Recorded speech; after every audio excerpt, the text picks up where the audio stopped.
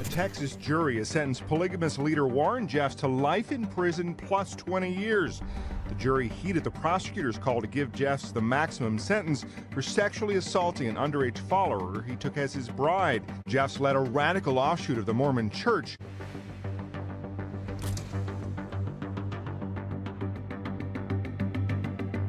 With him gone, they don't have the direct leadership, and the community is no longer thriving as it was before. So they don't have means to live. There aren't many jobs. They don't know where they can go. There's nowhere for them to go. So they're really living in a state of stress and conflict and confusion, in a sense.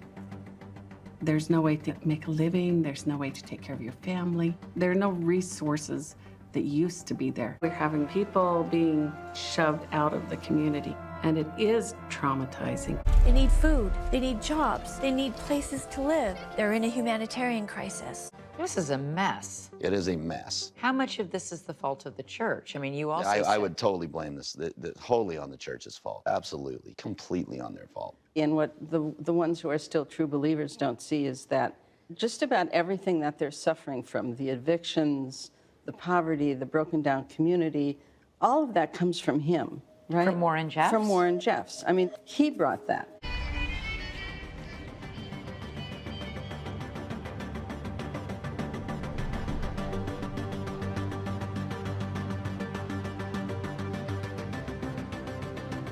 And now we're having our homes, our businesses evicted, and people being basically shoved out of the community. And it is traumatizing. Over a decade ago, the state of Utah took over the FLDS land trust that owned all the homes. And they installed a board of trustees that consisted 100% of ex-FLDS. Well, the FLDS have had a long-standing principle where they would not mingle or do business with former members. They consider the ex-members apostates.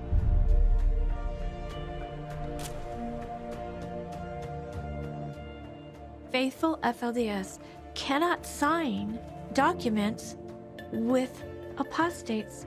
As a result, people have been evicted by the hundreds of homes. Now, the people who've left the church, the apostates, want to go move there. The way they see it, this is their home. These lands are very much similar to maybe an Indian burial ground.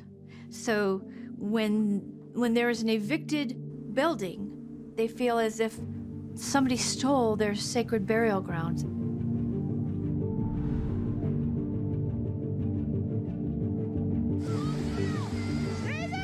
In 2015, there was a terrible flash flood here in Short Creek, and it claimed the lives of mothers and children. So I drove to Short Creek from Las Vegas, where I lived, and I brought in cases of Gatorade.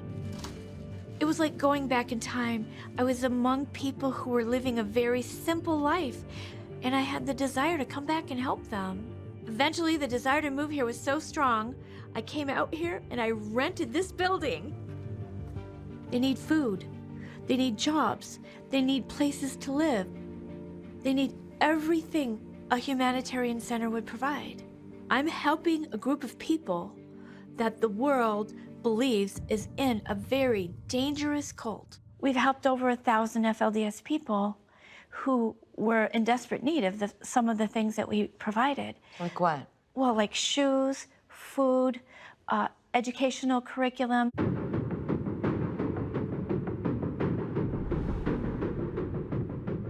What's your opinion of Warren Jeffs? My opinion of Warren Jeffs is that because he is their leader and they believe in him, then I am not going to ever publicly make any negative statements about him. And that's something that I've kept my word. I won't be disrespectful to them. You know, whether he's good or bad, he's probably both, just like everybody else. I am keenly aware of the crimes attributed to Warren Jeffs. I am also keenly aware that the people here have stories where he's the hero. In my position, I don't have the goal of trying to get these people to no longer see him as a prophet. My job is to help them. I'm going to see Lamont Barlow, and my goal is to see what he can do to help us. He's a very resourceful guy. We need housing, we need headphones, we need more computers, we need more books. They feel driven out. They feel unwelcome. They see their house that was evicted sitting there empty for a year. That makes them feel invisible. When I first integrated back into this community, I didn't feel welcome at all. I had some very, very, very bad things said to me in public places. I got called a liar, a cheat. Everybody needs to feel welcome. I mean, absolutely. But two wrongs don't make a right. No. Let's take the higher road. I like what Christine's trying to do. These were my family, my brothers, my sisters, my uncles, my aunts. I want to see them again. We have these real issues to deal with in this community today, and it doesn't matter who the hell did what yesterday. It's irrelevant. All we want is, I want to see my sisters. I want to know my cousins. I want a freedom of exchange of information. De-escalate the fear. Let's make a common commitment. I won't attack you. You don't attack me. Amen. Let's have a conversation. And miracles can happen. Yeah. What Christine is setting up, I think, is pivotal, because even though she doesn't realize it, maybe she does, and maybe this is why she's doing it. She's creating a platform that's a mutual respect, and that's where constructive conversation can take place. And up till now, I haven't seen a platform where that's possible, where the FLDS would be willing to even walk into a room with me. Wow.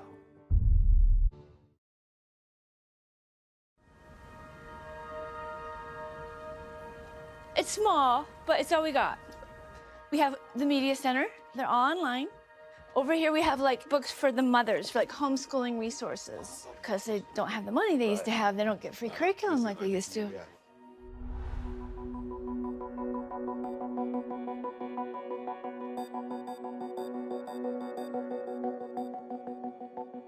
Well, I would love to help get some new computers if you guys need them. You bet we do. These are Windows 7. They don't have Well, cameras. let's get you some that has Windows 10 on it, and some of that, so you can even do the FaceTime. I'd love to help them. Okay, that would be awesome. I think the more that people understand the mission that you guys have, I think you're going to find that there's a lot of support out there for that. Right. This is a community where there has been a lot of us versus them. Exactly. And even if you're out of the church, they're still doing it. Exactly. And we love everybody. Exactly. We're not going to say, wait, are you in or are you out before we decide whether to help you? It's small, but you know what? All good things come from little seeds. Well, it's bursting. Sometimes we have 20 people in here, and aren't we bursting, you guys? Yes, Come definitely. Do you know her? I do not. No. This is Angela Beislein. Angela Beislein? David Beislein? Okay, I know your dad. I know your dad. This is Lamont, and this is Kendall. Hello. Yeah, good to meet you. Nice to meet you too. This is Natalie. Hi, Natalie. Good to meet you. Natalie. He came into my center, and we showed him what we were doing, and he was dumbfounded. Then the FLDS came in. I thought my heart was going to pound out of my chest. Do you know him? I don't recognize any of them. No, You've changed a little. Do you know Norma? yeah, I remember Norma back then. They all remember me. I'm kind of an older. So, yeah, it's good to see you guys. You too. Is this normal, Lamont? Have apostates, pardon the term? In my long history and of involvement in all of this has never happened to me in my life, ever. Never. So, the fact that we're standing here doing this is, honestly, if someone would have told me 10 years ago that this would happen, I would have said you were completely nuts. This is why I like what Christine's trying to do. She's taking away that pressure, that constant "you're wrong," making them feel like they're not under constant attack, and that I can be open. I can have a conversation with somebody that is an apostate. It's good to see you guys.